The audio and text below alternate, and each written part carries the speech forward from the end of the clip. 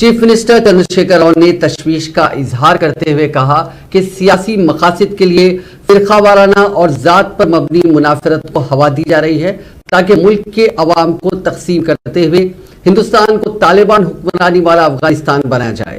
انہوں نے کہا کہ ہندوستان کی ترقی کے لیے عوام کو امن و ہم آہنگی کی ضرورت ہے، جہاں پر تمام شہریوں کی بہتری کو یقینی بنایا جانا چاہیے۔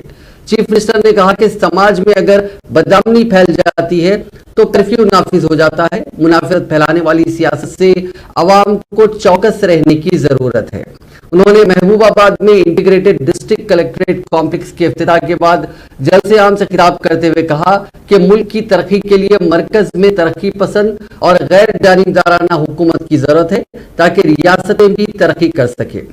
تلنگانہ ملک کو ترقی کی راہ دکھائے گا، اس سلسلے میں انہیں عوام کی تائید کی ضرورت ہے۔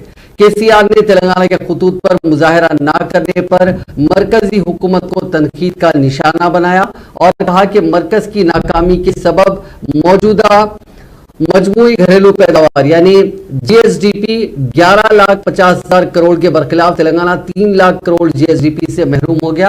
انہوں نے کہا کہ بڑے پیمانے پر وسائل کے باوجود مرکز کی حکومتیں ان سے زیادہ استعمال میں ناکام ہو گئی۔ عوام کو حکومتوں پر نظر رکھنی چاہیے تاکہ وہ مؤثر طور پر کام کر سکے۔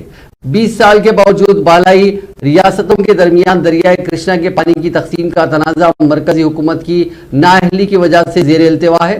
تاہم تلنگانہ نے پیش رفت کی ہے کیونکہ وہ آبپاشی پروجیکٹس کی تکمیل کے لیے پرعزم ہیں۔